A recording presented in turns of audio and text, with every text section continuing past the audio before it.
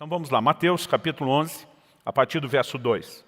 O texto diz assim: quando João, no cárcere, ouviu falar das obras de Cristo, mandou que seus discípulos fossem perguntar: você é aquele que estava para vir ou devemos esperar outro?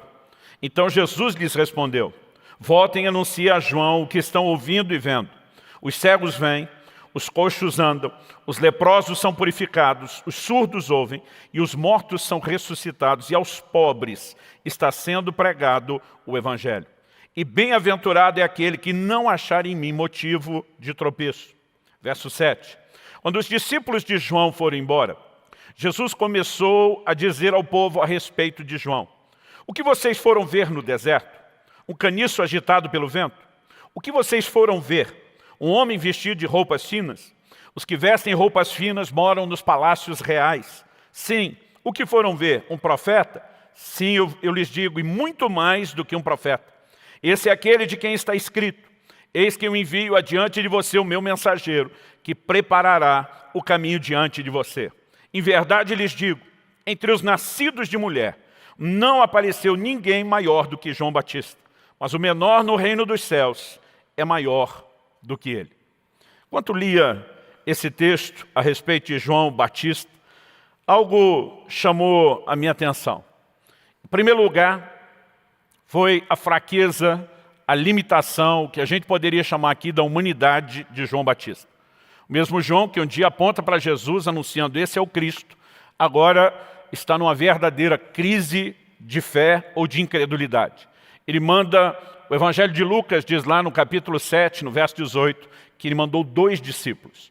Os discípulos vieram contar a João tudo que Jesus estava operando. Lucas 7, 17 nos mostra que a notícia do que Jesus fazia se espalhou não só por toda a Judéia, mas por toda aquela região. A notícia chega à prisão de João. Acredita-se que ele estava na fortaleza de Maqueiros. E nesse momento, ele manda que 2 desses discípulos que vão levar as notícias perguntem a Jesus: você é mesmo aquele que havia de vir?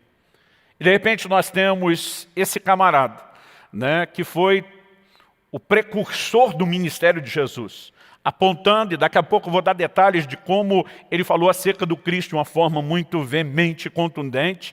Agora ele está em dúvida. Interessante que nós vamos perceber o Senhor tratando com a dúvida dele. Ele manda um recado de volta através dos mensageiros, não apenas detalhando os milagres que ele está fazendo, mas também dizendo: bem-aventurado é aquele que não encontra em mim causa de tropeço.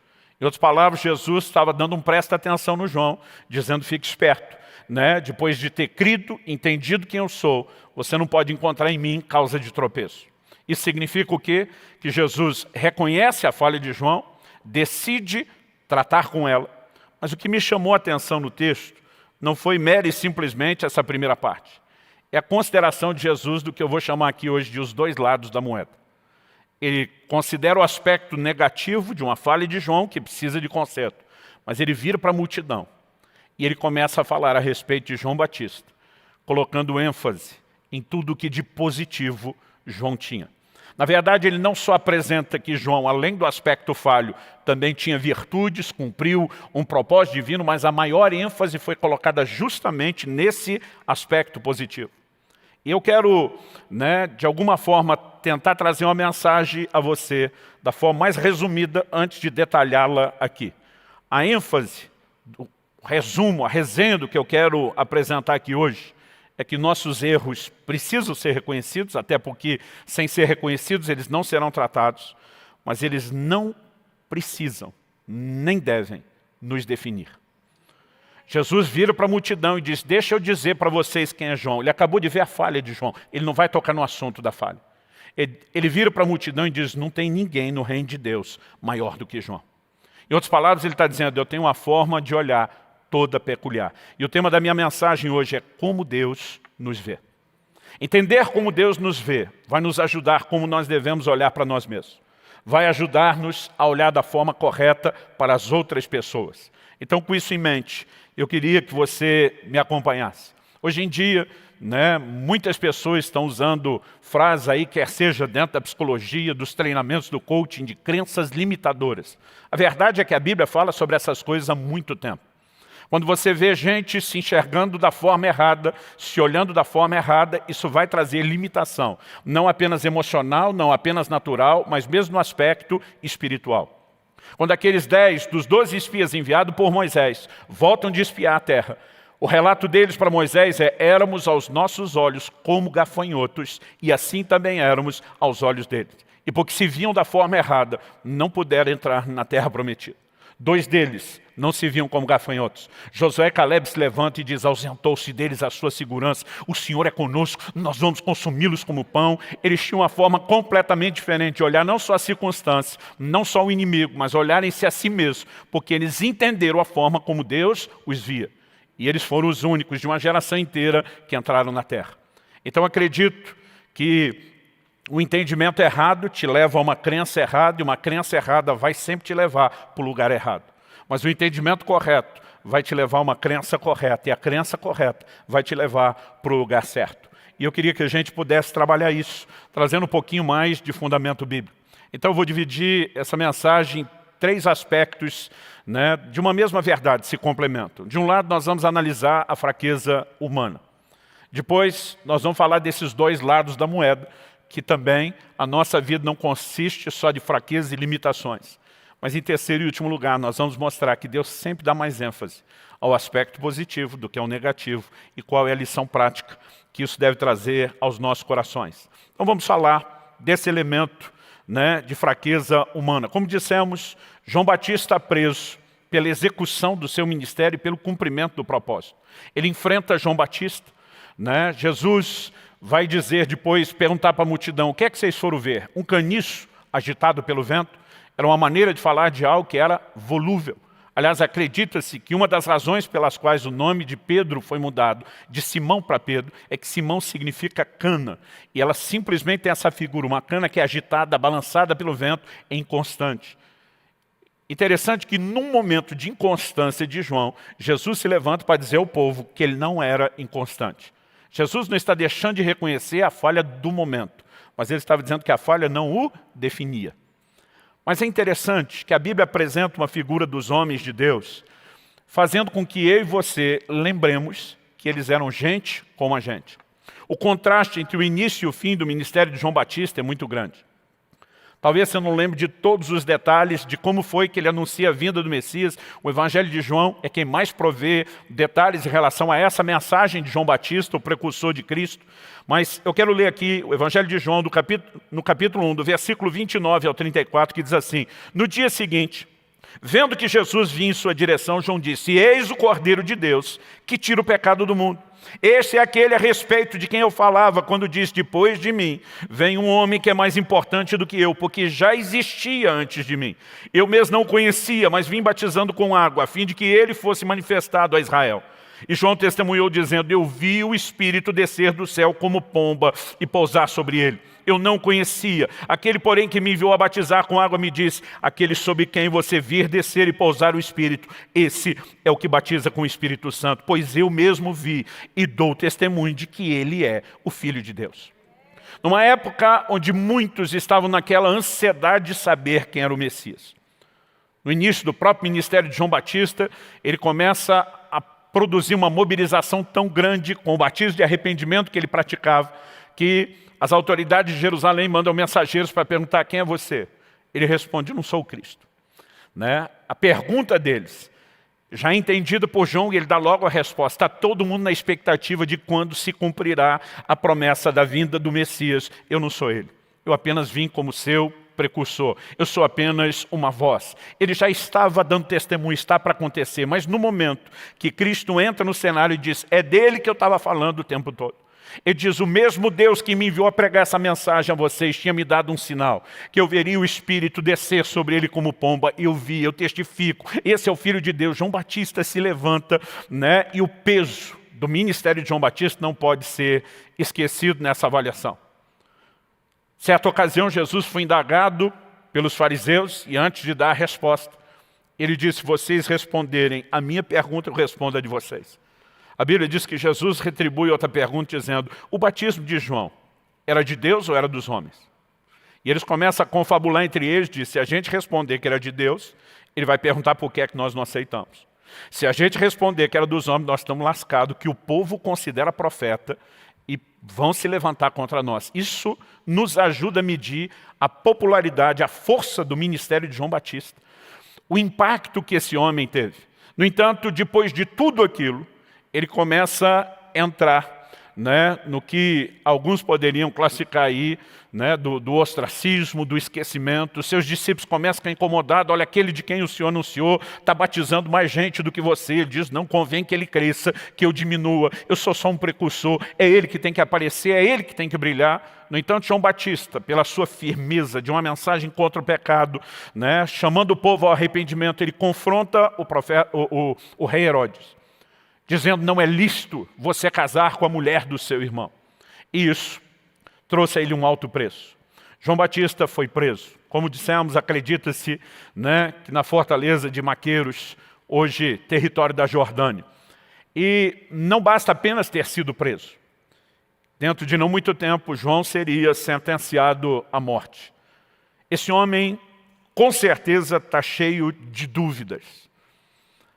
É muito difícil a gente tentar ser claro a respeito daquilo que a Bíblia não foi. No entanto, quando nós olhamos para alguém que tinha uma estrutura parecida com a minha, parecia com a sua, dá para entender que ele tinha dúvidas. Tiago, capítulo 5, versículo 17, fala a respeito de Elias, dizendo, Elias era homem semelhante a nós, sujeito aos mesmos sentimentos. Em outras palavras, quando a Bíblia mostra que ele tinha altos e baixos, é apenas para nos informar que, como diziam os antigos, ele era farinha do mesmo saco, gente como a gente como eu e você.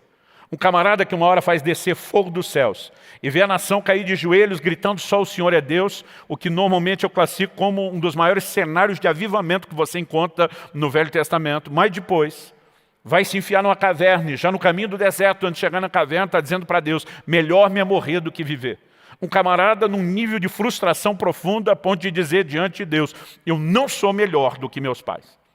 Embora eu não consigo ter nenhuma informação do que seus pais tenham feito. Elias é um dos maiores vultos do Velho Testamento, junto com Moisés, são considerados os maiores vultos do Velho Testamento, mas ele tem lá os seus motivos para estar tão frustrado a ponto de desistir do ministério e desistir da vida. No livro de Jeremias, outro que tem chamado muito minha atenção nessa semana, na nossa leitura aí dos 100 dias na palavra, no capítulo 20, nos versículos 7 e 8, Jeremias diz assim para Deus, tu me persuadiste, Senhor, e eu fui persuadido.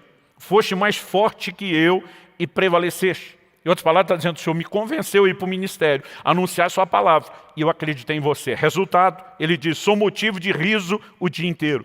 Todos zombam de mim, porque sempre que falo tenho que gritar e clamar violência e destruição. Por causa da palavra do Senhor, sou objeto de deboche e de zombaria o tempo todo. A crise de Jeremias chega a tal ponto que nos versículos 14 a 18 de Jeremias 20, você vai ver ele amaldiçoando o dia em que nasceu e chegando ao ponto de desejar a morte, usando para isso uma alegoria. Eu quisera ser um aborto que sequer saísse do ventre da mãe. Pastor, isso era gente do Velho Testamento, que não tinha o Espírito Santo como a gente. Bom, João Batista, que mencionamos e está em crise, foi cheio do Espírito Santo desde o ventre da mãe. O apóstolo Paulo, um homem cheio do Espírito Santo, nascido de novo, diz em 2 Coríntios, capítulo 1, versículo 8, não queremos, irmãos, que vocês ignorem a natureza das tribulações que nos sobrevieram quando nós estivemos na Ásia. Ele diz a ponto de desesperar da própria vida. Um gigante da fé como aquele, dizer, eu desesperei da própria vida. Isso significa o quê? Que Deus o tempo todo quer lembrar a mim e a você da nossa fragilidade, da nossa humanidade, da nossa carnalidade e de quão limitados nós somos. Eu fico tentando imaginar o que passava na cabeça de João Batista. Essa semana, tentando refletir sobre o assunto, fui consultar muitos materiais de referência. É interessante como a maioria deles tenta especular, né, a respeito do que levou João Batista a essa crise, a esse lugar de dúvida. Entre esses, me chamou a atenção o material do pastor Hernandes Dias Lopes, no seu comentário expositivo do Novo Testamento. Ele elenca 4 possibilidades. Todas elas, acredito, serem muito prováveis, pela lógica, não podemos, né, simplesmente ser categórico e dizer aconteceu, mas faz muito sentido quando você considera todos os elementos aí da natureza humana. Dentro dessas 4 possibilidades, ele apresenta a primeira, os questionamentos, possíveis questionamentos de João. Como conciliar as maravilhas que Jesus opera com a dolorosa situação que o atinge? Ele está na cadeia. A situação dele não é nada boa. Ele foi o precursor de Cristo. Cristo está fazendo coisas extraordinárias pelos outros, mas não parece estar fazendo em favor dele. Se você ainda não teve esse tipo de crise, pode ter certeza que é uma questão de tempo, ela vai acontecer. Há momentos onde a gente está vendo, reconhecendo, Deus faz, mas parece que é para os outros, não é para mim. A segunda coisa que ele destaca é como conciliar o silêncio de Jesus com a urgente necessidade do seu precursor. Mesmo deixando de lado que Jesus ou Deus não tem intervido de uma forma direta, Jesus não parece ter se levantado em sua defesa, não parece ter falado a respeito de nada em relação ao assunto, e de alguma forma existe alguma coisa incomodando João. Eu estou aqui esquecido. Outra possibilidade, como conciliar a não intervenção de Jesus com a mensagem de juízo que ele anunciara sobre o Messias. Ele tem nas suas mãos a pá. Ele vai separar a palha, ele vai queimar em fogo inextinguível. Em quarto e último lugar, ele diz, a dúvida de João é alimentada não pelo calabouço, mas por expectativas não correspondidas. A maioria das pessoas não esperava no Messias um Salvador espiritual. Esperava um Salvador natural. Havia promessas sobre os impérios mundiais. Deus antecipa a Babilônia, o reinado dos Medo-Persas, a Grécia de Alexandre o Grande, o reinado de Roma, antes deles terem estabelecidos. O Senhor mostra na visão de Daniel 2, daquela estátua com a qual Nabucodonosor sonhou, que haveriam 4 impérios. Mas nos dias do 4º império haveria uma intervenção. A Bíblia diz que uma pedra cortada sem auxílio de mãos atinge a estátua nos pés. Cada mudança de metal, a cabeça de ouro, o peito e os braços de prata, o ventre de bronze, depois as pernas e os pés de ferro. Cada mudança de metal na estátua indicava uma mudança de reino. Como a pedra atingia a estátua nos pés, acreditava-se que o Messias viria nos dias do 4º império. Eles estão vivendo os dias do 4º império. A ansiedade sobre a manifestação do Messias, ela é visível, em relação a todo mundo.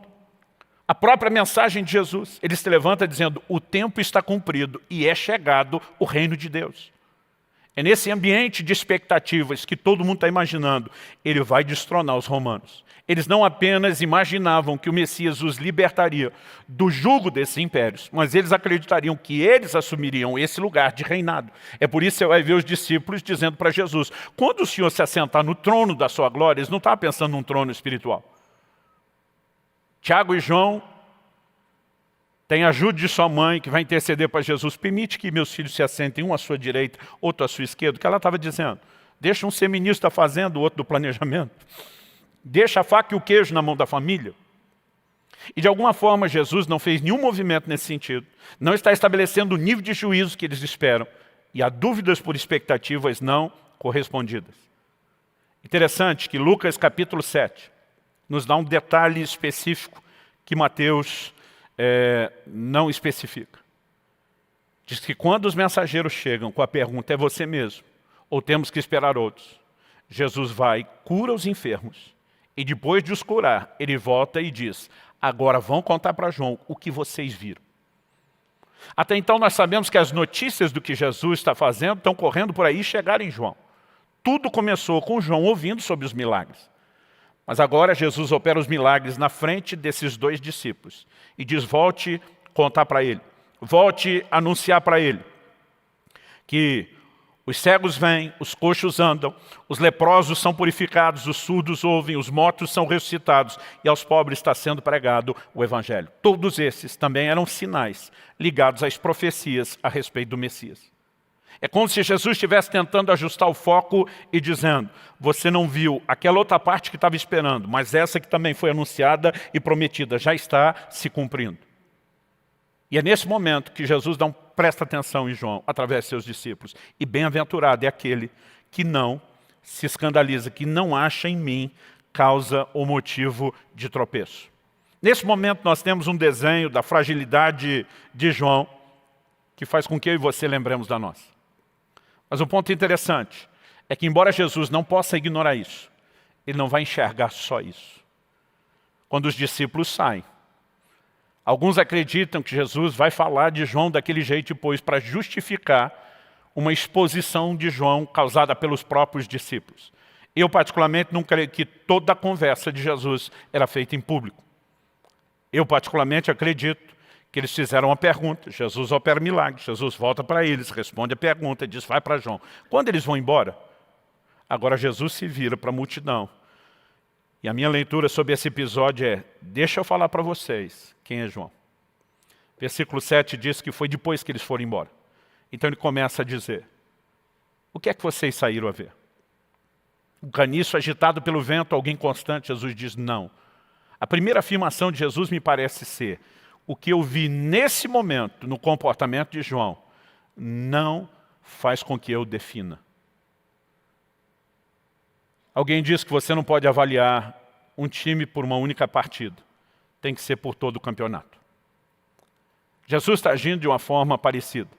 Um time pode ter jogado muito bem uma partida e jogar ruim todo o restante do campeonato. Ou o contrário, ele pode ter jogado muito mal a partida e ter um alto desempenho, uma alta performance no restante do campeonato. Então, normalmente, a gente diz, você não vai avaliar o time por uma partida. Naquele momento, Jesus está dizendo mais ou menos o seguinte, eu vi a partida ruim, mas isso não define o time. Eu sei quem é esse time. E ele começa agora a trazer um destaque sobre João. Ele diz, vocês acham que ele é um profeta? Ele está num patamar superior. Dentre os nascidos de mulher, não há ninguém maior do que João Batista. Ele é o cumprimento da profecia de Isaías, de alguém que iria à minha frente. E agora Jesus começa a exaltar todas as virtudes que deveriam ser exaltadas a respeito de João Batista. Isso significa o quê? Que ele vai levar em conta os dois lados da moeda. E não vai ignorar as nossas falhas e limitações. Até porque, se ele não as reconhece, se ele não botar o dedo na ferida, se não nos ajudar a enxergar, nós não podemos ser tratados e não iremos crescer, não haverá aperfeiçoamento. Mas, de uma maneira muito precisa, o posicionamento de Jesus é dizer, mas João não é só isso. Então, olhar para essa declaração, mesmo depois da exortação, bem-aventurado aquele que não acha em mim causa de tropeço, o que me ensina que ele não ignora nossas falhas, ele também não quer que a gente ignore. Porque, gente, não é fácil enxergar as nossas falhas. Jesus disse que a gente tem a capacidade de enxergar o cisco no olho do irmão, mas não vê a trave no nosso. Então, o nosso problema não é enxergar a falha, porque se eu vejo o cisco no olho do meu irmão de longe, um errozinho à distância, significa que o meu problema não é ver erro, o meu problema é enxergar os meus. Salmo 19, 12 tem uma oração, e nela o salmista diz, quem pode discernir os seus próprios erros? Ele chega ao ponto de orar para Deus, purifica-me tudo os que me são ocultos. Ele está dizendo, eu não dou conta de enxergar todas as minhas mancadas. E até por isso, de vez em quando, Deus precisa permitir que essa nossa limitação e essas fraquezas venham à tona. Se elas não vierem à tona, se elas não surgirem, se a gente não for confrontado por elas, não haverá crescimento, não haverá tratamento. Eu me lembro de 26 anos atrás, uma mensagem que eu ouvi do pastor Francisco. Estávamos iniciando um trabalho lá em Guarapuava. Ele estava conosco, era uma reunião pequena, dentro de uma casa. Enchemos de gente em tudo quanto é cômodo que desse para ouvi-lo, mas era uma reunião menor. Eu me lembro do Francisco, com aquele jeito específico dele, né? Começando a mensagem, ele diz, o tema da minha mensagem hoje é, qual foi a última vez que o galo cantou na sua vida? Foi um dos temas mais incomuns de mensagem que eu tinha ouvido. Eu imaginei, falei, ele vai falar de Pedro, do canto de galo na vida de Pedro, que não tem outra passagem, de fato foi o que ele fez. Mas ele mexe no fato de que Jesus, na última ceia, quando anuncia aos discípulos que um iria traí-lo, Pedro se levanta para fazer promessas. João capítulo 13, versos 37 e 38, nos informa o seguinte, Pedro diz, Senhor, por que não posso segui-lo agora? Darei a minha vida pelo Senhor. Jesus respondeu, você dará a sua vida por mim? E verdade, em verdade lhe digo, antes que o galo cante 3 vezes, você me negará. Jesus está dizendo, daqui a pouco, Pedro, você vai entrar em contato com a sua humanidade, com a sua fragilidade. Pedro, nem você se enxerga. Você acha que você é o cara, mas eu vou dar uma espetada e murchar essa bola que você acha que está muito cheia. Era como se Jesus estivesse dizendo, eu vou denunciar você para você mesmo. Eu vou te colocar em contato com a limitação que você não está enxergando, para que você descubra quem de fato você é. Segundo Francisco, naquele dia, ele diz: o cantar do galo é um alarme de Deus na nossa vida, para nos lembrar que a gente não é tudo aquilo que a gente acha que é. O interessante é que Jesus não deixou o assunto morrer aí. Depois da ressurreição, João capítulo 21 nos mostra que ele encontra Pedro. Pedro tinha voltado a pescar, o Senhor aparece para eles na praia, comem juntos, e daqui a pouco Jesus começa a caminhar à parte com Pedro e tem uma conversa com ele. Dos versículos 15 a 17 de João 21, nós temos a informação de que Jesus pergunta por 3 vezes: Pedro, tu me amas? E Pedro responde: tu sabes que eu te amo. Mas tem um jogo de palavras no grego que pode sugerir uma resposta diferente da altura da pergunta. Jesus pergunta: tu me amas? Agapau. Agapau é uma derivação de ágape, do amor sacrificial. A resposta de Pedro para Jesus é: tu sabes que eu te amo, filéu. Filéu é amor de amigo, amor de irmão fraternal. Alguns acreditam que a resposta dele é mais ou menos o seguinte: amar eu amo, mas não é aquela Brastemp, não é aquelas coisas. Algumas traduções optaram por uma resposta: tu sabes que eu gosto de você. Em outras palavras, Pedro está dizendo: eu achava que era o cara, que eu estava pronto para morrer pelo Senhor, e descobri que eu não estou com essa bola toda.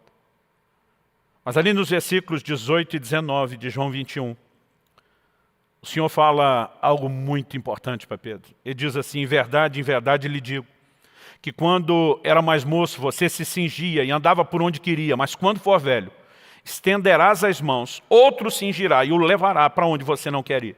Jesus disse isso para significar com que tipo de morte Pedro havia de glorificar a Deus. E depois de falar assim, Jesus acrescentou: siga-me. Olhe para cá um pouco. Estenderás as mãos. A Bíblia diz que Jesus dá esse sinal para dizer com que tipo de morte Pedro iria glorificar a Deus. Morte por crucificação. Quando era garoto e lia a Bíblia, eu achava que só Jesus e aqueles 2 bandidos em toda a história da humanidade tinham sido crucificados. Demorou para eu entender, estudando a história, que o Império Romano crucificou incontáveis milhares de pessoas. Era uma das formas mais comuns de execução naqueles dias. Então Jesus está anunciando que Pedro vai morrer, e isso é uma boa notícia, pastor Luciano? É, porque Pedro tinha dito: eu estou pronto para morrer por você. Na primeira chance fugiu, provou que não estava. Agora Jesus está olhando para Pedro e dizendo: Pedro, quando eu olho para você, eu não enxergo a falha do seu passado. Eu não enxergo a limitação do seu presente, onde hoje você reconhece que não me ama como achava que amava. Eu olho para o seu futuro e eu vejo que você vai se tornar alguém que vai estar disposto a entregar a sua vida por mim. Em outras palavras, ele estava dizendo: você vai ter uma segunda chance. E nela, você vai provar que cresceu, que amadureceu, que alcançou esse nível e esse lugar. O que é que Jesus está dizendo? Pedro, eu não vou definir você pelo fracasso do passado. Eu não vou definir você pela limitação do presente. Eu estou de olho aonde você vai chegar. E sabe, ele não apenas consegue olhar os 2 lados da moeda, mas na verdade eu diria que ele consegue botar muito mais ênfase no aspecto positivo do que no aspecto negativo. João Batista era fraco ou forte? Os 2. Deus não ignorava a dúvida e o momento difícil que ele estava enfrentando no cárcere. Jesus tomou conhecimento disso. A diferença é que ele não decide defini-lo por aquilo. Então nós podemos dizer, diante da pergunta se João Batista era fraco ou forte, os 2. E tinha seus momentos de fraqueza. Mas ele também tinha os seus momentos de força. E Jesus não só está olhando e dizendo: esse camarada tem as 2 coisas. A maior ênfase é colocada no aspecto positivo. Isso vai nos levar ao nosso terceiro ponto. O primeiro é reconhecer a fragilidade dele. O segundo é entender que Deus olha os 2 lados da moeda. Ele não vê só o aspecto negativo. Mas mais do que só dizer, ele olha as 2 coisas.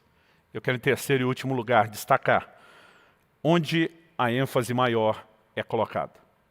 E eu quero te dizer que isso não diz respeito só à forma como Deus olha para pessoas.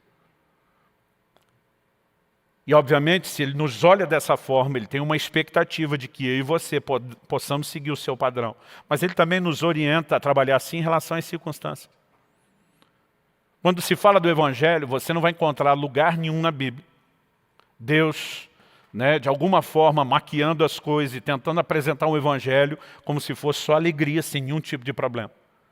Em João 16, 33, Jesus claramente diz, no mundo tereis aflições. Ele está dizendo, vocês vão enfrentar uns apertos. Mas ele diz, mas tenham bom ânimo. Senhor, é para ter bom ânimo por causa das aflições? Não, não é por causa, é apesar delas. Vai ter aflições, mas a vida cristã não é definida só por aflições. E vocês não podem colocar o foco só no aspecto negativo. Em Romanos 8, 18, Paulo diz, eu tenho por certo que as aflições desse tempo presente não podem se comparar com a glória que em nós há de ser manifesta. Então a Bíblia não ignora a realidade das aflições, mas o tempo todo ela está dizendo, não dê moral demais para elas. Não supervalorize. E 2 Coríntios 4, no versículo 17, Paulo diz, porque a leve e momentânea tribulação. Ele começa usando esse termo, leve e momentânea tribulação. Não pode se comparar com o eterno peso de glória. Então pega essa ideia leve de um lado, pesado do outro. E você vai entender que Paulo está apresentando aqui uma figura, uma alegoria da balança romana. Aqueles dois pratos que precisavam se equilibrar. Aliás, a gente fala da balança romana, mas quando era garoto e ia com a mamãe à feira, ainda havia esse tipo de balança. Não só dos pratos, mas muitas vezes aquele peso padrão sendo definido e depois o que se comprava, fosse cereal, algum legume, né, sendo colocado até que se equilibrasse. O que ele está dizendo é que tribulação é leve, mas a glória tem peso. Ele está dizendo que quando você bota as duas coisas na balança, a glória pesa muito mais. Em outras palavras, ele está dizendo, nós não vamos fingir que não tem tribulação, mas nós não vamos dar muito valor. Ela nunca terá o mesmo peso que a glória. Então o mesmo Deus que trata dessa maneira com as circunstâncias, Ele trata comigo e com você, e com aquilo que eu e você poderíamos chamar dos aspectos negativos e positivos da nossa vida. Jesus coloca ênfase no todo da vida de João Batista, não naquele momento de dúvida. Interessante que se a gente falar só de João Batista, a gente não poderia estabelecer ou definir aqui uma doutrina. A Bíblia diz que é por boca de 2 ou 3 testemunhas se estabelece toda a questão. É por isso que a gente sempre precisa de mais textos para dar respaldo a qualquer afirmação. Mas vamos olhar, por exemplo, para a vida de Davi. Muitas páginas da Bíblia foram dedicadas à vida de Davi, sem contar os salmos e os escritos do próprio Davi. A Bíblia não ignora, não esconde o pecado de Davi. A maioria de nós fala do pecado de Davi apenas como se fosse o adultério com Batseba. O adultério foi só o começo de algo que ganhou contornos bem mais horrendos do que o adultério inicial. A maioria de nós esquece a execução de Urias, o homicídio praticado. Mas sabe o que é interessante? Apesar da Bíblia não esconder isso e apresentar essa história, a ênfase a respeito de Davi nunca é colocada no seu pecado. 1 Reis, capítulo 15, verso 5, diz assim, porque Davi fez o que era reto aos olhos do Senhor, e não se desviou em nada daquilo que o Senhor lhe havia ordenado em todos os dias da sua vida, a não ser, no caso de Urias, o Eteu. Na hora de resumir a vida de Davi depois da sua morte, a Bíblia não está dizendo, pois é, era aquele malandro, aquele adúltero e homicida. Sabe como Deus retrata a vida de Davi dessa forma? Ele fez o que era reto aos olhos do Senhor. Não se desviou em nada do que o Senhor ordenou em todos os dias da sua vida, a não ser no caso de Urias. Aliás, a própria ênfase aqui é muito mais no homicídio de Urias do que só no adultério de Batseba. Deus está dizendo isso é exceção. Isso não foi a regra e o padrão de conduta. Em outras palavras, Deus está dizendo, eu me recuso a definir Davi por um tropeço. Eu vou olhar o todo da vida dele. Quem está entendendo, diga amém. Ah, pastor, isso é um texto. Ok, vamos para o Novo Testamento. No Novo Testamento ele é chamado de profeta, por Jesus e pelos apóstolos. Em Mateus 22, 43, Jesus diz que Davi falava pelo Espírito de Deus. Em Atos 2, 29 e 30, Pedro, pregando no dia de Pentecostes, se refere a Davi como um profeta. Em Atos 4, 25, ele é chamado de servo de Deus. O Cristo é apresentado como filho de Davi, aquele que viria da linhagem de Davi e depois da sua vinda continua sendo chamado dessa mesma forma, dessa mesma maneira. O tabernáculo de Davi é o único mencionado no Novo Testamento da parte de Deus, como aquilo que Deus sentia falta e iria restaurar. Todo o relato e a história a respeito de Davi, apresentada por Deus, nos ajuda a entender o seguinte: Deus está dizendo, eu não fiz vista grossa porque ele cometeu, mas isso não vai fazer com que eu o defina. Vamos deixar um pouco Davi de lado e para a carta ao anjo da igreja de Éfeso. Se você puder, me acompanhe em Apocalipse 2. Eu vou ler dos versículos 2 até o 6. O Senhor começa falando com o anjo da igreja, que repassaria a mensagem a toda a igreja. O próprio Jesus envia um anjo, comunica a mensagem a João, e João é instruído a escrever a mensagem no formato de uma carta, para que chegasse ao líder da igreja e isso fosse comunicado à igreja.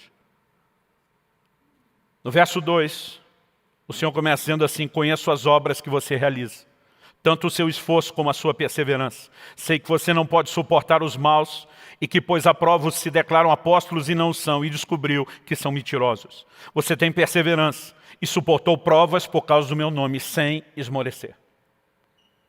O que você viu ser destacado até agora? Só elementos positivos. Isso não é mera psicologia barata. Antes de colocar o dedo na ferida, antes de tratar de um momento ou de uma situação que precisava ser considerada como algo errado e a ser consertado, o Senhor começa a destacar todas as virtudes. Eu creio que era a forma de lembrar essa igreja. Deixa eu dizer para vocês como é que eu os enxergo. Em outras palavras, ele está dizendo, eu me recuso a definir vocês por um erro ou por um tropeço, mas também não vou ignorá-lo. Verso 4. Tenho, porém, contra você o seguinte: você abandonou o seu primeiro amor. Deus, então nós nos tornamos um caso perdido? Ele diz não.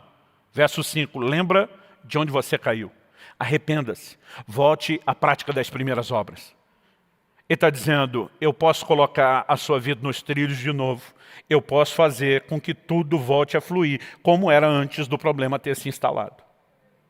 E depois de dar esperança de restauração, ele lembra no verso 6. Primeiro ele diz, se você não arrepender, vai ficar ruim para o seu lado, eu vou tirar o seu candeeiro. O candeeiro era uma figura da igreja, e Deus está falando para o anjo da igreja, o ministério que eu te confiei, eu tiro, eu pego de volta. Mas no verso 6 ele diz, mas você tem a seu favor o fato de que odeias as obras dos nicolaítas, as quais eu também odeio. Esse era um grupo que por meio de uma doutrina enganosa promovia a prática do pecado. Em outras palavras, Deus está dizendo, vocês têm zelo por princípios. E ele começa e termina elogiando. Eu repito, isso não se trata de mera psicologia barata. Ele está dizendo, quando eu olho para você, o que te define é a sua história. Não é um único momento. Não é um tropeço. Nós precisamos entender esse aspecto em relação a Deus e a forma e a maneira como Ele nos trata. Quando a gente fala da dinâmica da vida cristã como um todo, há duas personagens e também os seus papéis que não podem ser ignorados quando a gente fala da relação da humanidade com Deus, envolvendo pecado, salvação e tudo mais. A primeira delas é Jesus, que é apresentado em 1 de João capítulo 2 como um advogado. A Bíblia diz que ele é o nosso advogado. E a pergunta é, por que eu e você precisamos de um advogado? Porque a Bíblia fala que há um acusador.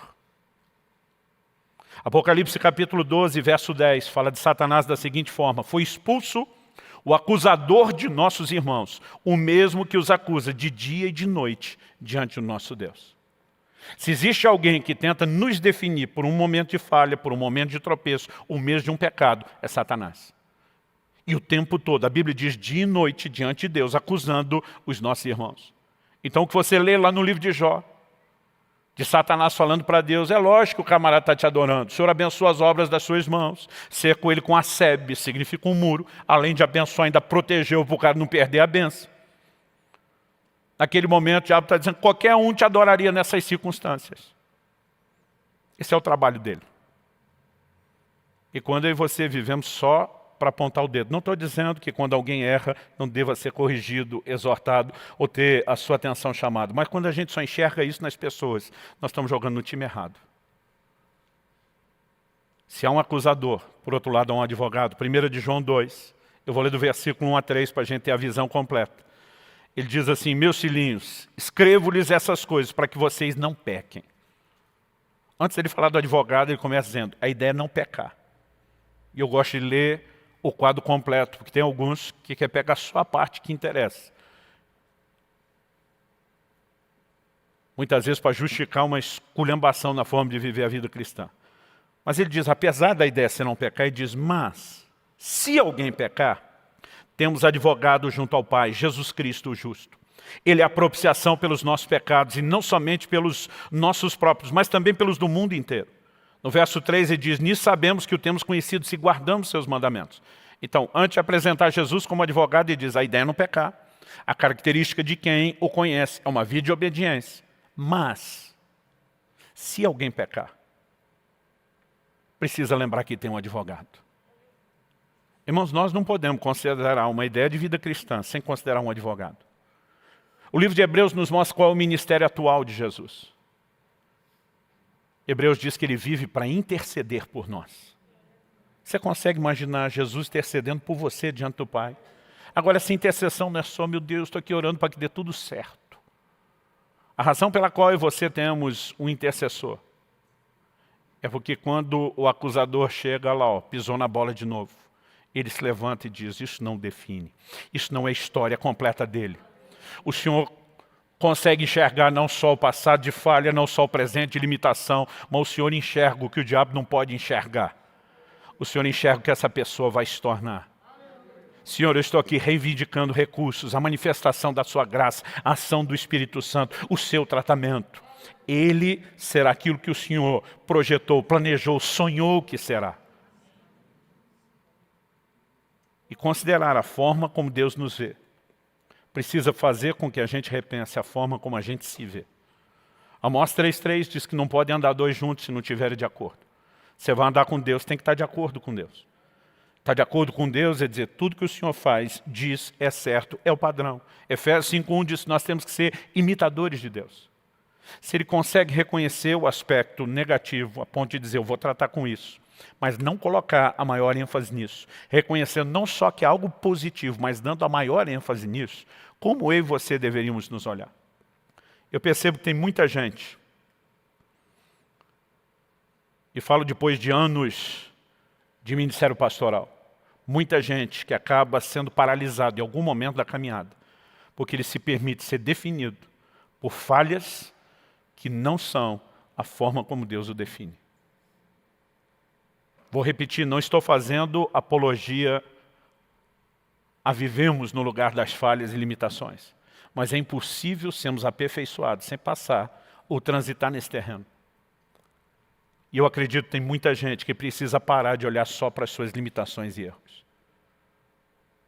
Quando Deus olha para mim e para você, o que é que Ele vê? Eu já disse para Deus várias vezes, se eu fosse Deus, ainda bem que eu não sou. Logo no início da igreja aqui em Curitiba, um dia Deus me confrontou seriamente. Ele diz, você evita pregar a respeito de Sansão. Eu falei, o que é que eu tenho para falar de Sansão? Só para falar que não presta. Pensa no desperdício, um cara nascido e gerado para cumprir um propósito, com uma manifestação única de Deus como nenhum outro, esculhamba tudo daquele jeito. Eu sempre olhei para o Sansão, definindo ele pelo seu tropeço, pelo seu fracasso. Aquele dia o Espírito Santo disse, para que ele veio ao mundo? Fui conferir lá o livro de Juízes, e o propósito é anunciar de forma clara, ele libertará Israel da mão dos filisteus. O Senhor me disse o que aconteceu no dia da sua morte. Eu lembrava, mas fui dar uma conferida. O texto diz que ele matou mais filisteus no dia da sua morte do que em toda a sua vida. Ou seja, se tem um momento que ele cumpriu o propósito, como nunca antes foi no seu último dia, o Senhor diz, Sansão falhou. Ele é um exemplo que você não deve se inspirar quando diz respeito à falha. Mas ele é um exemplo para todos os que tropeçam. Ele se recusou a morrer na sua falha. Ele se arrependeu, ele clamou por oportunidade. E o que ele fez no último dia da sua vida, com o sacrifício dela, foi muito mais do que tudo aquilo que ele tinha feito antes da queda. Elias. Eu li o Elias na caverna e dizia, Deus não está certo. por que o Senhor deu tanta coisa na mão do inconstante desse, de um bipolar desse? A Bíblia diz que ele foge de Jezabel porque queria salvar a vida.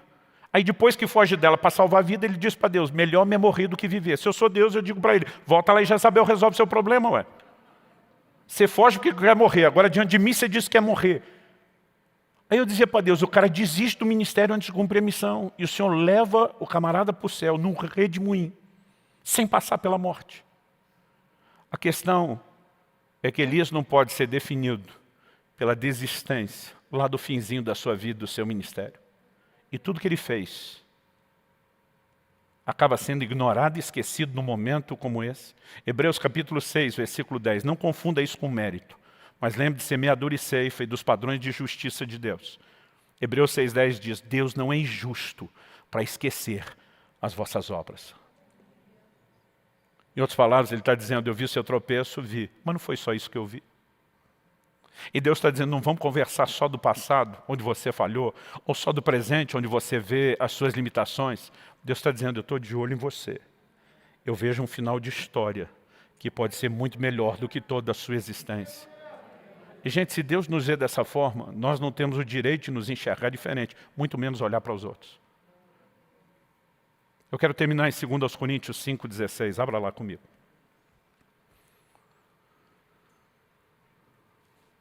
O apóstolo Paulo faz uma afirmação importantíssima quando a questão é relacionamento. Ele diz em 2 Coríntios 5,16, assim que nós, daqui por diante, a ninguém conhecemos segundo a carne. Ele diz, se antes conhecemos a Cristo segundo a carne, já agora não o conhecemos desse modo. Então, primeiro ele está falando no geral, a ninguém conhecemos segundo a carne. Ele diz, se antes conhecemos Cristo segundo a carne, isso faz com que alguns levante o questionamento. Disse Paulo, apesar de novo, no ministério de Jesus, já não tinha ainda que a distância, um certo conhecimento de quem ele era. Ele está dizendo, se antes o conhecemos segundo a carne, já não o conhecemos desse modo. O que Paulo está dizendo? Mesmo aqueles que andaram perto do Senhor, que tiveram o privilégio de vê-lo em pessoa, de ver a operação dos seus milagres, de ouvir os seus ensinos, nenhum de nós já o conhece assim. Porque a versão dele segundo a carne era uma versão limitada dele. A Bíblia diz que ele esvaziou-se de si mesmo, Filipenses 2. Ele deixa atributos da divindade de lado. E apesar de nunca ter falhado, de nunca ter pecado, ele viveu a versão mais limitada que o Deus eterno, infinito, poderia viver. Mas depois da ressurreição, os atributos que temporariamente foram deixados de lado lhe são restituídos. Paulo diz em Colossenses 2, nele habita corporalmente a plenitude da divindade. Então ele está dizendo, por mais poderoso tenha sido o seu ministério, nenhum de nós olha mais para aquela limitação. A gente vê a manifestação plena da glória dele hoje. Ele está dizendo, é assim que nós nos recusamos a conhecer qualquer um segundo a carne. Em outras palavras, está dizendo, a gente não olha as pessoas por limitações momentâneas e transitórias. Sabe, existe uma forma correta. Se nós não enxergamos isso, não faz sentido tentar acreditar e praticar o discipulado. Não faz sentido tentar viver o pastoreamento que tentamos praticar nos grupos pequenos, as células. Se nós não conseguimos olhar da forma como Deus nos olha, cuidar de gente vai ser uma das coisas mais frustrantes em termos de tarefa ou missão de vida que possa existir. Mas se a gente está sempre como Deus, dizendo, não, isso foi uma falha momentânea, mas eu me recuso a definir você por ela, você é mais do que isso. Se você se olha dessa forma, se você olha para os outros dessa forma, se você entende a maneira como Deus olha, eu sei que esse é um terreno que a gente tem que ter cuidado. Porque alguns distorcem isso para justificar e fazer vista grossa ao pecado e às falhas. Vamos lembrar que Cristo não fez vista grossa ao erro de João. Ele o confronta e diz, aguenta aí, segura aí, campeão, não encontre motivo de tropeço em mim. Você está equivocado, olha as evidências de que eu sou o Messias, mas mesmo não fazendo vista grossa a isso, ele diz, mas eu me recuso a definir você por esse momento. E nessa noite, eu creio que embora a gente esteja recebendo uma instrução que vale para qualquer momento, falando da grande maioria de nós, há muita gente que nesse momento precisa redefinir a maneira como olha para si mesmo. A partir da ótica e da perspectiva de Deus. Eu queria que você ficasse em pé e que a gente pudesse terminar tendo juntos um tempo de oração. Você que nos acompanha online, seja nesse momento ao vivo ou depois pela gravação, esse é um momento onde você pode desfrutar do toque de Deus da mesma forma que as pessoas estão aqui conosco no presencial. E eu quero te encorajar a crer nisso. Eu creio que a reflexão em cima da palavra, ela por si já é algo profundo e poderoso. Como eu disse, há mais de uma semana eu estou debaixo do impacto dessas verdades, que não eram necessariamente coisas que eu não conhecia, mas nessa perspectiva de João, eu confesso que eu nunca tinha reparado. Mas mais do que apenas ruminar nessas verdades que podem renovar nossa mente, podem fortalecer nossa fé, eu creio que Deus quer trazer muito mais do que só encorajamento. Eu creio que tem restauração.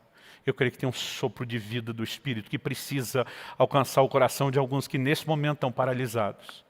Talvez se definindo por um momento de fraqueza, quando isso não pode ser a definição de quem você é. Eu algumas vezes já falei para Deus, onde é que o Senhor estava com a cabeça quando me chamou para o ministério? Porque quando você tem contato com as suas limitações, você começa a questionar, eu não poderia estar aqui. E são momentos como esse, que eu descobri que o céu parece estar gritando, onde é que você estava com a cabeça, para questionar onde é que eu estava com a cabeça. Se eu que sou Deus onisciente, presciente, conheço todas as coisas, olhei para você, acreditei em você, é bem mais provável que eu esteja vendo o que você não vê, do que eu não esteja enxergando o que você vê. E quando eu começo a pensar, ele acredita em mim, ele enxerga o melhor de mim. Irmão, pensa num turbo interior. O diabo o tempo todo vai trabalhar com essas acusações, não só diante de Deus. Se ele só nos acusasse diante de Deus e a gente nem tomasse conhecimento, talvez ficaria mais fácil. Mas ele nos acusa pessoalmente. O tempo todo nós somos bombardeados por pensamentos, sentimentos. Você não é ninguém, você não vale nada, você é a causa perdida. Mas quando você ouve os céus dizendo, eu olho para você e o meu rótulo é outro. Você é um eleito, você é um escolhido. Quando você vê os céus dizendo, eu acredito em você. Ah, meu irmão. Tudo muda. Não é questão de apenas olhar para a vida de forma positiva ou negativa. Eu vou te dizer, é mais do que simplesmente se esforçar para acreditar. É entender a maneira como Deus age. Se Jesus olha para Pedro dizendo que você vai terminar bem, é porque ele já está enxergando o que para nós ainda não aconteceu. E é porque ele também tem recursos para que eu e você sejamos aperfeiçoados ao longo do caminho.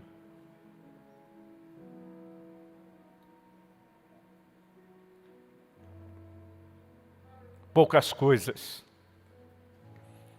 me emocionam tanto como quando eu entro nesse lugar, não apenas de um assentimento mental aqui, mas de revelação, de entender o quanto Deus acredita em nós. Como Ele consegue não apenas colocar o olho em algo que deveria ter mais peso, mas chamar nossa atenção para olhar da mesma forma. Como eu disse, isso não é apenas a maneira de nós nos olharmos, deveria ser a maneira de olharmos os outros, de olharmos as circunstâncias. Gente, daqui um mês e pouquinho eu vou completar 25 anos de casado. Se existe algo bom que eu e minha mulher entendemos, é que quando nós começamos a descobrir as diferenças um do outro, é onde é que a gente iria colocar os olhos e o que a gente iria relevar. É quando você olha para alguém imperfeito, e você diz, eu recuso definir você por essa pequena imperfeição. Você é muito mais do que isso.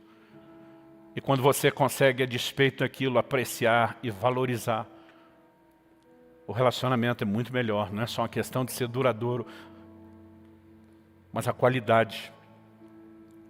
Eu acredito que isso é uma dinâmica para todos os aspectos da nossa vida. É uma lição que Deus nos ensina. Gente que se vê da forma errada, como aqueles espias se viam como gafanhotos, se paralisam, não cumprem o plano e o propósito de Deus. A razão pela qual Deus quer que a gente se veja da forma certa é para que a gente cresça. No entanto, Ele nunca vai dizer, olha, você também é só essa coisa boa. Ele vai dizer, nós vamos ter que trabalhar isso aqui, mas você é mais do que isso aí. Nós vamos trabalhar suas imperfeições e limitações, mas você é mais do que isso. Espírito Santo, vem sobre nós. Não nos deixe sair daqui apenas com encorajamento emocional. Nós oramos pelo teu sopro de vida. Daquela mesma forma que Ezequiel viu o fôlego de vida, o Espírito de Deus soprando sobre aquele vale de ossos secos. Pai, nós oramos que seja assim na vida de muitos, onde talvez a morte esteja se instalando, os sonhos tenham sido completamente dissipados e roubados, onde alguns se definiram a ponto de dizer para mim, Deus, cessou, eu não avanço mais. Eu oro por uma nova perspectiva, por uma nova visão, trazida pelo alto, Senhor. Se for mera persuasão, convencimento intelectual, emocional, isso não se sustentará. Não vai durar, mas quando o Senhor sopra, quando o Senhor traz revelação, isso é completamente diferente. Nós oramos e clamamos por isso agora em nome do Senhor Jesus. Oramos também por aqueles que talvez não estejam totalmente paralisados, mas vêm sentindo, ó Deus, o peso, a dificuldade de se mover no cumprimento do propósito. Tem se definido de forma equivocada, ou aceitado as definições que outros estão impondo ao mesmo reino das trevas. Pai, nós oramos por uma reviravolta, por uma mudança completa desse cenário interior que tem repercussões do lado de fora, no exterior. Toca as nossas vidas, nós clamamos em nome de Jesus. Oramos não apenas que a verdade da Tua Palavra resplandeça dentro de nós, oramos pela capacidade de corresponder corretamente ao Senhor. Nós clamamos em nome de Jesus. Em nome de Jesus.